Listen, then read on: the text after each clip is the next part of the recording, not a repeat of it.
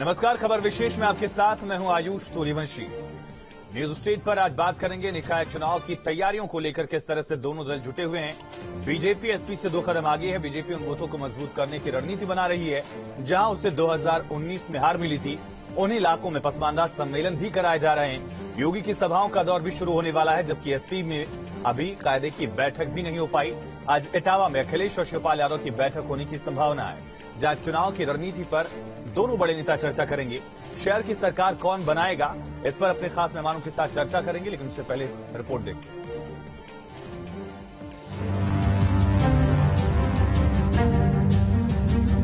निकाय चुनाव की तैयारियों में योगी सरकार और बीजेपी संगठन कोई कोर कसर नहीं छोड़ रही है।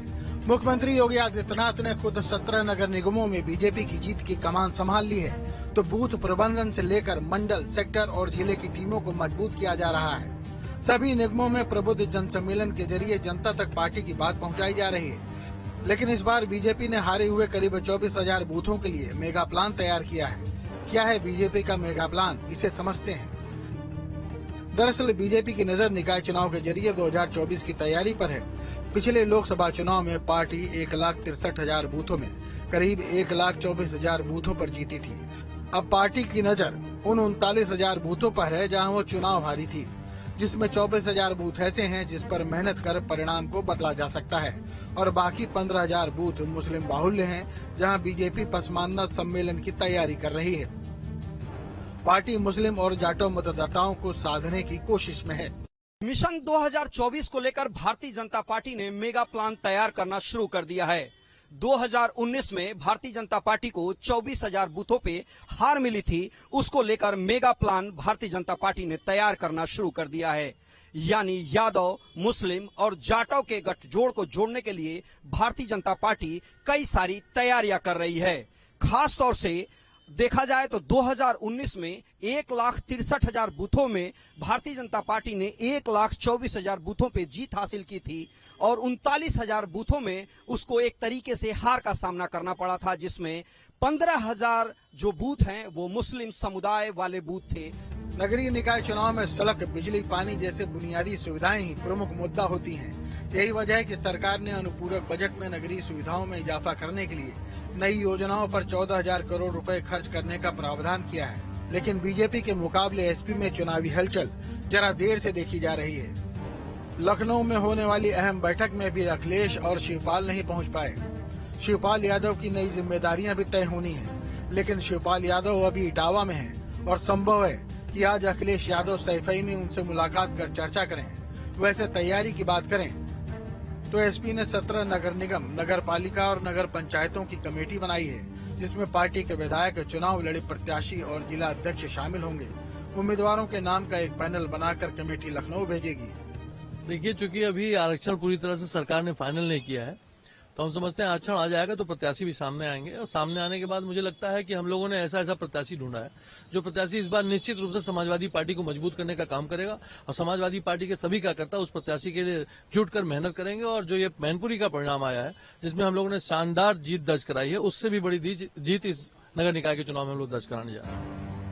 अभी तक की तैयारियों की बात करें तो बीजेपी ही आगे दिखाई देती है, और पिछले निकाय चुनाव का रिजल्ट देखें तो उसमें भी बीजेपी ने ही क्लीन स्वीप किया था, और समाजवादी मेयर पद के लिए अपना खाता भी नहीं खोल सके थे। वैसे भी अभी एसपी के ऊपर से उपचुनाव के जीत की खुमारी नहीं उतरी है, लिहाजा उसकी तैयारियों में वो उत्साह फिलहाल नहीं दिख रहा है। Team news state. चर्चा के लिए हमारे साथ कीर्तिनिधि पांडे जी, प्रवक्ता समाजवादी पार्टी के, ओपी सिंह साहब, प्रवक्ता भारतीय जनता पार्टी के, जुड़ चुके हैं। आप दोनों का बहुत स्वागत है। कीर्ति जी, तैयारियों को लेकर ही सवाल, बीजेपी में लगातार बैठकें हो रही हैं, आप लोग कहां खड़े हैं, और साथ ही क्या उपचुनाव का जो उत्साह कार्यकर्ताओं के पास पहुंचा है उसका फायदा मिल पाएगा निकाय के रण में भी?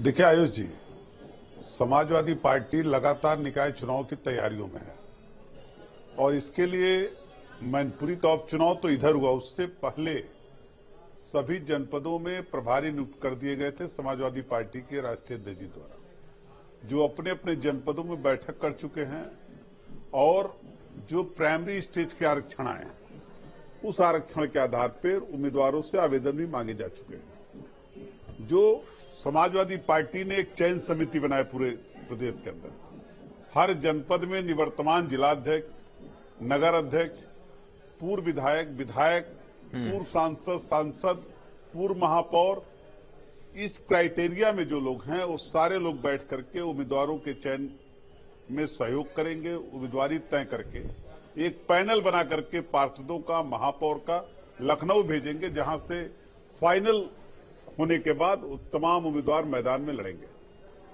और निकाय का चुनाव है। निकाय का चुनाव लोकल मुद्दों का चुनाव है।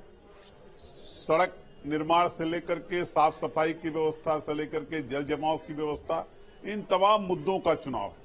और जल जमाव के हालात जो रहे उसको आपने भी देखा पूरे उत्तर प्रदेश के अंदर बरसात के दिनों में, और सबने देखा है। लेकिन जो सबसे बड़ा संकट वर्तमान में है निकाय चुनाव में, माननीय उच्च न्यायालय का स्टे है। और स्टे इस बात के लिए है कि माननीय हाईकोर्ट ये जानना चाहते कि सरकार ने पिछड़ी जाति के आरक्षण का आधार क्या बनाया, पिछड़ी जाति के लिए जो सीटें आरक्षित की उसमें आधार क्या है, रैपिड सर्वे का आधार क्या है, क्या मानक तय किया गया। और सरकार इसका जवाब देने के बजाय सरकार एक एक दिन डिले करके भाग रही है। एक दिन का समय मिला, ठीक है, 3 दिन का समय चाहिए। ये सरकारी वकील जो है, सरकार के पैरवीकार कर जो है, उनको जवाब देने के बजाय वो लगातार भाग रहे हैं कोर्ट से, और जिसके वजह से निकाय चुनाव अपने निर्धारित समय पे हो पाना मुश्किल दिख रहा है वर्तमान समय। ठीक है, ओपी सिंह साहब, सवाल आरक्षण को लेकर जो आरोप समाजवादी पार्टी की तरफ से लगाया जा रहा है कि आप लोग जानबूझकर एक लेट लतीफी की कोशिश कर रहे हैं, इन आरोपों पर आपकी प्रतिक्रिया, और साथ ही बाकी वोट बैंक जो है, चाहे वो मुस्लिम वोट बैंक हो, यादव वोट बैंक हो, या फिर जाटो वोट बैंक हो, यहां जहां बहुतायत में जिन बूथों पर इनकी तादाद है वहां आपको उस तरह से नतीजे नहीं मिले। ये रणनीति बना रही बीजेपी कि उन इलाकों में एक्सपेंड किया जाएगा, लेकिन एक्सपेंड करने की रणनीति आखिर है क्या? आयुष जी, राज्य निर्वाचन आयोग में 127 राजनीतिक दल पंजीकृत है चुनाव लड़ने के लिए, जिसमें 16 मान्यता प्राप्त पंजीकृत दल है और बाकी इस तरह से दल है। सभी अपनी अपनी तैयारी कर रहे हैं। कीर्तिनेत पांडे ने बताया कि हमारी ये व्यवस्था है, निश्चित रूप से उनकी व्यवस्था होगी। भारतीय जनता पार्टी पिछले 6 महीने से इस निकाय चुनाव को लड़ने के लिए अपनी रणनीति को बना रही है। उस पर बना ही नहीं रहे, अमल कर चुकी है। देखिए, 2012 का जो नगर निकाय का चुनाव हुआ था, 12 नगर निगमों में 10 पर हम चुनाव जीते थे, 2 पर निर्दल जीते थे। 2017 में 16 नगर निगमों के चुनाव में 87% सीटों पर हमारी जीत हुई थी, यानी 14 सीटों पर जीत हुई थी। 2 पर अलीगढ़ और मेरठ में बसपा की जीत हुई थी। भारतीय जनता पार्टी अपना मेगा प्लान बना चुकी है, बूथ से लेकर, सेक्टर से लेकर, मंडल से लेकर प्रदेश स्तर। और आपने तो यहाँ तक देखा होगा कि अभी गत दिनों हमारे मुख्यमंत्री जी राष्ट्रीय अध्यक्ष से भी उन्होंने इस संबंध में विस्तार से बताया कि भारतीय जनता पार्टी क्या है। और भारतीय जनता पार्टी का मेगा प्लान है कि जो 1,63,000 बूथों में से 24,000 बूथों को जो हमारे हैं, उस पर हमारी क्या कमियां और खामियां थी, उस पर भी हम रणनीति बना करके लड़ रहे हैं।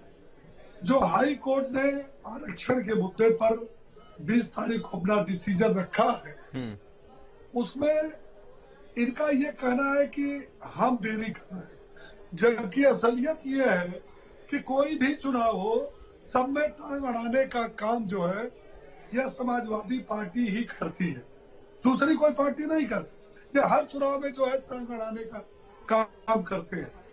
उसके लिए तो इसमें ओपी सिंह साहब, इसमें टांग कहाँ अड़ा दी समाजवादी पार्टी ने चुनाव में? याचिका को लेकर आप आरोप लगा रहे हैं? नहीं, याचिका को हम लेकर आरोप नहीं लगा रहे।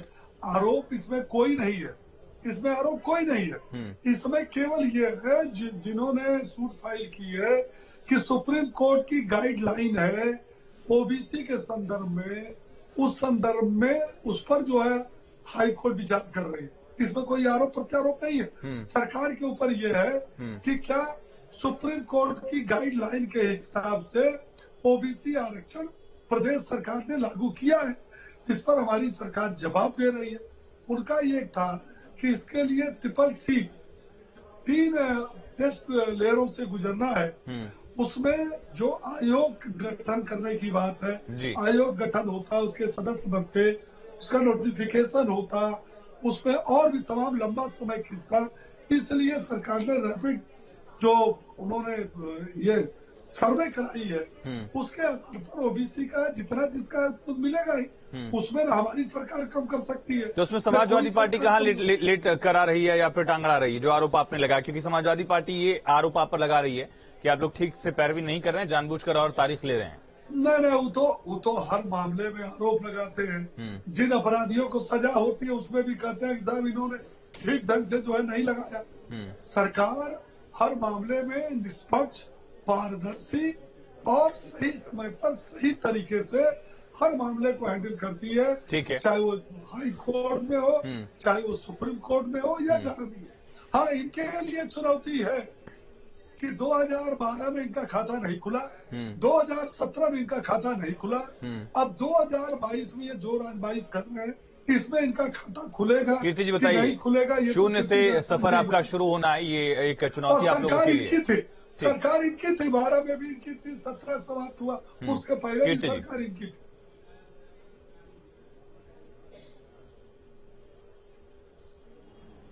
देखिए, ओपी सिंह जी जो सवाल खड़ा कर रहे हैं, समाजवादी पार्टी अड़ंगा कहां से लगा रही है? माननीय हाईकोर्ट में मुकदमा दाखिल है। क्या पिछड़े समाज के लोग अपने आरक्षण का अधिकार मत मांगे?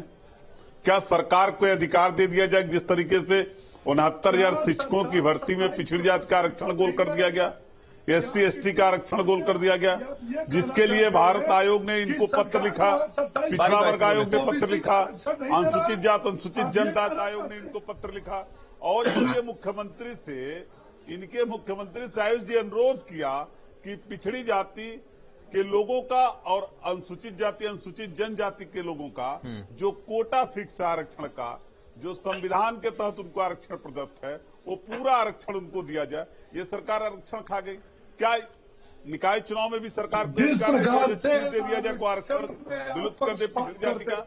अगर पिछड़ी जाति के लोग अपना आरक्षण मानना चाहते हैं और सरकार ने आरक्षण जारी कर दिया, अगर सरकार ने आरक्षण जारी कर दिया तो मतलब ये समझते रखने में क्यों देरी हो रही है? इसलिए देरी कर रहे हैं कि उस पूरी आरक्षण की प्रक्रिया में सरकार ने गोलमाल किया है, और सरकार जो गोलमाल की है उसी को छुपाना चाहती है।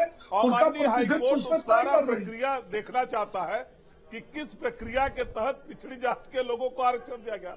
ओपी सिंह जी और सरकार की ये परेशानी है, परेशानी है कि इन लोगों ने तो आरक्षण जारी कर दिया। अब माननीय हाईकोर्ट पूछ रहा तो उसके सामने रखने में इतना विलंब क्यों हो रहा है? एक प्रक्रिया के तहत, एक नियम के तहत, एक कानून। क्या ओपी सिंह साहब, आरक्षण का मुद्दा भी निकाय के चुनाव में गूंजेगा? जो समाजवादी पार्टी एक मुद्दा बनाने की कोशिश कर रही है, ट्रिपल सी टेस्ट से इतर, आपने जो भी कवायद दी है वो सवाल उठ रहे हैं उस पर। आयुष जी, समाजवादी पार्टी मतलब झूठ का पुलंदा, भ्रम का पुलंदा। ये जनता में 2014 से केवल भ्रम पैदा करने का काम।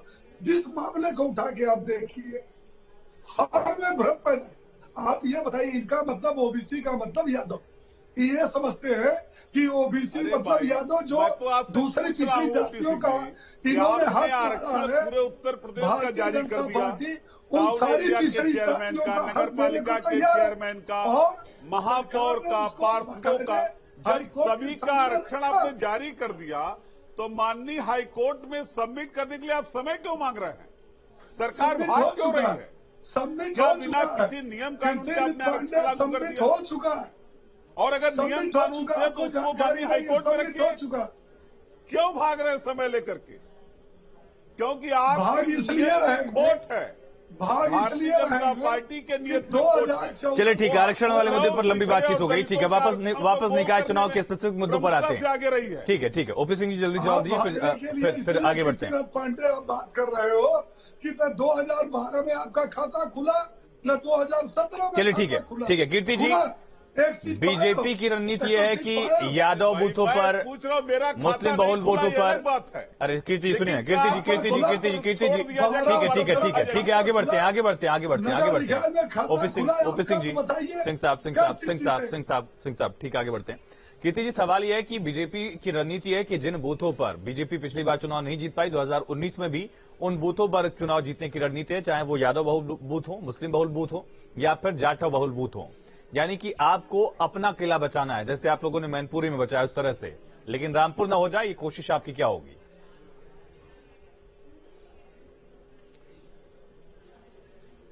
आयुष जी, किला नहीं बचाना है। ये सारी पार्टियों की रणनीति रहती है कि जहां हमारे वहां जीतने की व्यवस्था बनाए, वहां के ढांचे को देखें, वहां के वोटरों का मूल्यांकन करें, किस प्रकार के वोटर हैं, कैसे उनसे संपर्क हो, कैसे उनको अपने साथ जोड़ा जा सके। ये तो सारे राजनीतिक दल के प्लान है। भारतीय जनता पार्टी भी अपना प्लान कर रही होगी, लेकिन जब मुद्दों की बात होती है तो ये समाजवादी पार्टी पे झूठ बोलने का भ्रम फैला। अरे चुनाव है, चुनाव में जीत और हार होगी। हम 12 में नहीं जीते, 17 में नहीं जीते, इसका मतलब ये नहीं 22 में नहीं जीतेंगे। हम लगातार निकाय चुनाव, हमारे अच्छे पार्षद रहे हर जनपदों में, हर नगर निगम में पार्षद अच्छे रहे हैं। लेकिन अगर आयुष जी सवाल खड़ा होगा, रैपिड सर्वे जो पिछड़ी जाति कराया गया, अगर सफाई कर्मचारी करेगा जिसको अपना नाम लिखने नहीं आता है, वो कौन सा रैपिड सर्वे करेगा? कौन सा पिछड़ी जातियों का सर्वे करेगा? ये माननीय मुख्यमंत्री के जनपद में सफाई कर्मचारियों ने सर्वे किया। अब ये जवाब तो सरकार देगी। कृति निधि किसने सर्वे किया या ट्रिपल सी टेस्ट क्यों नहीं हुआ, वो सारा जवाब तो सरकार को देना है। लेकिन ओपी सिंह साहब, जिस तरह से आप लोग भी लंबे वक्त तक ये आयुष जी अधिकार से वंचित हो रहे ना, पिछड़े समाज के लोगों का अधिकार छीन रही है सरकार ना। नहीं, आपने ये सवाल पूछा कि ट्रिपल सी क्यों नहीं हुआ, ये अलग से फॉर्मूला क्या लाया गया, क्या फॉर्मूला था, किस आधार पर किया गया, उसका जवाब देंगे ओपी सिंह साहब और सरकार को देना है, इसमें कोई दो राय नहीं है। और नहीं देंगे तो फिर हाईकोर्ट डिसीजन लेगा। मध्य प्रदेश में हम लोग देख चुके हैं निकाय चुनाव को लेकर, 1 साल तक वहां निकाय चुनाव टलता चला गया। इसी आरक्षण वाले मुद्दे को लेकर चुनाव अनाउंस हो गया, वापस लेना पड़ा। तो कमोबेश उत्तर प्रदेश में ऐसी स्थिति ना हो, ये उम्मीद करिए। लेकिन ओपी सिंह साहब, जिस तरह से हमने देखा कि मैनपुरी में शिवपाल यादव और अखिलेश यादव एक साथ है, वो बीजेपी के लिए एक बड़ी चुनौती है। अगर यही रणनीति आगे बढ़ती है तो फिर बीजेपी के लिए दिक्कतें और बढ़ेंगी, क्योंकि शिवपाल का संगठन चलाने की जो उनकी क्षमता है वो और ज्यादा मजबूत करती है समाजवादी पार्टी को। आयुष जी बिल्कुल सही कहा, चचा भतीजा एक हुए हैं। चुनौती तो हमारे लिए कभी कन्नौज और बदायूं भी था, चुनौती तो हमारे लिए कभी रामपुर और आजमगढ़ भी था। देखिए, मैनपुरी का चुनाव में बार बार कहता हूँ कि मुलायम सिंह यादव की श्रद्धांजलि थी, मैं इसको स्वीकार करता।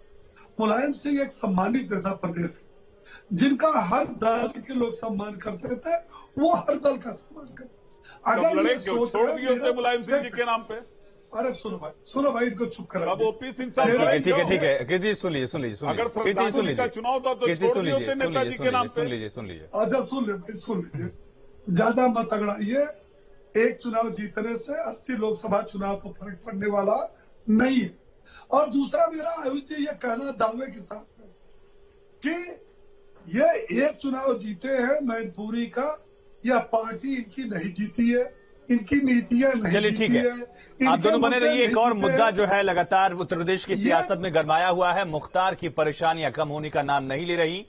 इस समय मुख्तार ईडी की रिमांड पर है, सवालों की लंबी फहरिस्त तैयार है। कुछ के जवाब मुख्तार देता है, लेकिन कुछ जवाबों से वो साफ बचता हुआ नजर आ रहा है।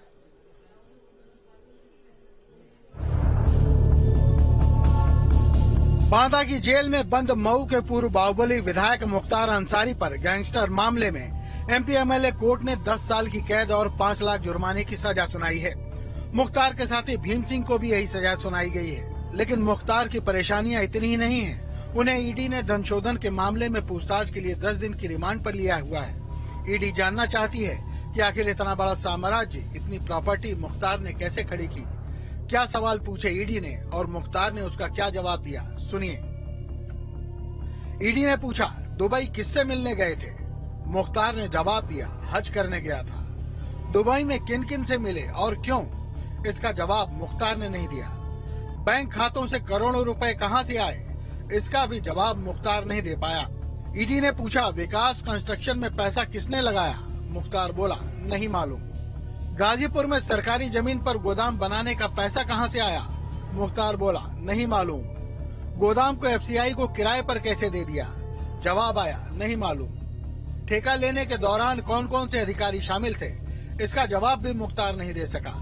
ईडी ने पत्नी के बारे में पूछा कि अफशा अंसारी कहाँ है, आखिरी बार उनसे कब बात हुई? मुख्तार बोला, नहीं मालूम, 15 साल से जेल में हूँ। विकास कंस्ट्रक्शन के करोड़ों का ट्रांजैक्शन कहाँ से हुआ? मुख्तार बोला, पता नहीं। सिर्फ मुख्तार ही नहीं बल्कि उसका साला और बेटा भी जेल में बंद हैं और ईडी की रिमांड पर हैं। मुख्तार के रिश्तेदारों और दोस्तों पर पहले ही कार्रवाई हो चुकी है, कुर्की की जा चुकी है और माफिया अब पस्त लग रहा है। Team news state. तो मुख्तार का एक तरफ सवालों से सामना, दूसरी तरफ से कल सजा सुनाई गई 10 साल की सजा के साथ 5 लाख का जुर्माना भी। उसके सहयोगी भीम सिंह को भी 10 साल की सजा सुनाई गई है। ओपी सिंह साहब, बड़ा मुद्दा है मुख्तार का, खास करके पूर्वांचल की लड़ाई में। लेकिन कीर्ति निधि जी, आपसे पहली प्रतिक्रिया, एक समाजवादी पार्टी से करीबियां देखी गई थी जब अब्बास अंसारी को टिकट दिया गया एसबीएसपी से। क्या बैकडोर एंट्री थी? क्या मुख्तार के खिलाफ अब जब कार्रवाई हो रही है तो समाजवादी पार्टी को दिक्कत है या स्वागत करेंगे आप?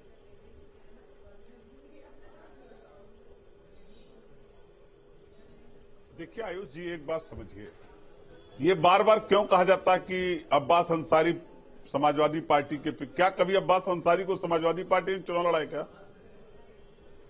ये सुभाषपा के उम्मीदवार थे और ओम प्रकाश राजभर जी सुभाषपा से हमारा अलायंस था, ये उन्होंने तय किया था उम्मीदवार।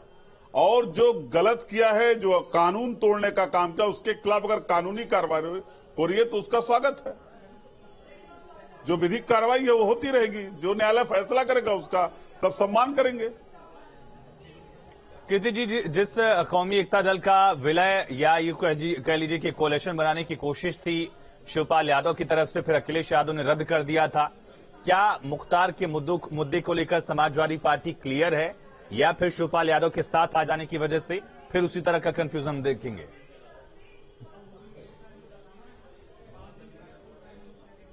देखिए आयुष जी, वो सब चीजें पुरानी थी और इस सब विवाद का एक वजह भी बना था। और आदरणीय अखिलेश यादव जी जब से सक्रिय पॉलिटिक्स में हैं, 2011 में भी एक दो घटना डीपी यादव को लेकर के देख लीजिए, उन्होंने पार्टी में एंट्री नहीं कराई थी। अतीक और लगातार इसके खिलाफ उन्होंने 12 में कि अपराधी दूर रहे पॉलिटिक्स में। मैं तो कह रहा हूं कि आदरणीय राष्ट्रीय अध्यक्ष जी किसी दशा में इस बात के पक्षधर नहीं है और वो चाहते हैं स्वच्छ सुथरी छवि के लोग पॉलिटिक्स में रहे और एक नीति और नियत के साथ अच्छी पॉलिटिक्स होती रहे। लेकिन कीर्ति जी, जब मुख्तार पर कार्रवाई हो रही है, शिकंजा कसा जा रहा है, अब्बास अंसारी के खिलाफ कार्रवाई, मुख्तार के खिलाफ कार्रवाई, उसके गुर्गों के खिलाफ कार्रवाई, तो बीजेपी से कानून व्यवस्था के एक मॉडल के तौर पर पेश करने की कोशिश करती है। बीजेपी ये दिखाती है कि 2022 का विधानसभा चुनाव इसी कानून व्यवस्था के मुद्दे पर हमने जीता था और उसी मुद्दे पर हम आगे बढ़ रहे हैं। क्या इस समाजवादी पार्टी के लिए चुनौती है? क्योंकि कानून व्यवस्था का एक चुनाव देखा हमने अरसे बाद उत्तर प्रदेश की सियासत में। हाँ आयुष जी, बनारस के अंदर जहां से माननीय प्रधानमंत्री जी सांसद हैं, जहां माननीय मुख्यमंत्री जी, गृह मंत्री जी बराबर जाया करते हैं, पंचायत के चुनाव में जहां भारतीय जनता पार्टी के ज्यादा प्रधान क्षेत्र पंचायत, जिला पंचायत जीते हो, वहां जब एक माफिया की पत्नी स्थानीय निकाय एमएलसी के चुनाव में जीत जाती है और भारतीय जनता पार्टी का उम्मीदवार घुटने के बल आ जाता है, तब भी कानून व्यवस्था पर सवाल उठता है। एक वर्ग विशेष, एक जाति विशेष के खिलाफ क्या ये वर्ग विशेष और जाति विशेष वाला आरोप जब धनंजय सिंह बाहर आकर क्रिकेट खेल रहे थे, समाजवादी पार्टी सवाल उठा रही थी, फिर वही धनंजय प्रचार करने पहुंच गए मैनपुरी में, तो समाजवादी पार्टी के लिए वो बैकफायर नहीं हुआ मुद्दा? कीर्ति जी, तो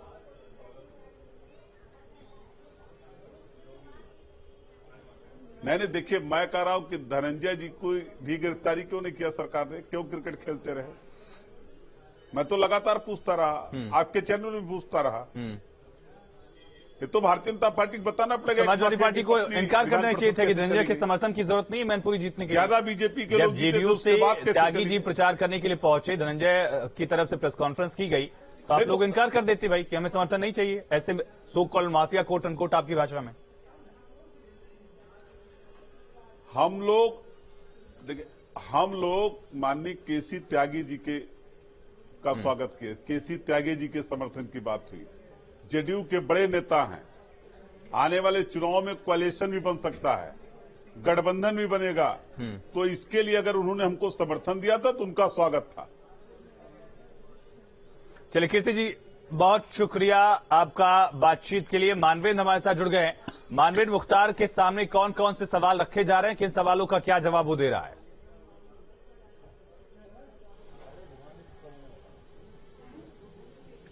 देखिए, सवाल तो करीब 800 सवाल हैं जो 10 दिन में पूछे जाने हैं, लेकिन मुख्तार अंसारी से जो प्रमुख रूप से सवाल किए जा रहे हैं वो मनी लॉन्ड्रिंग का केस है। तो विकास कंस्ट्रक्शन, आगाज कंस्ट्रक्शन जो कंपनी है मुख्तार और मुख्तार के परिवार की, उसमें जो पैसे का ट्रांजैक्शन हुआ है, बड़ी रकम आई है, उसके बारे में पूछा गया। मुख्तार की जो मुख्तार दुबई गया था उसके बारे में पूछा गया कि वो किन लोगों से मिलने गया था और क्या वहां पर बातचीत हुई।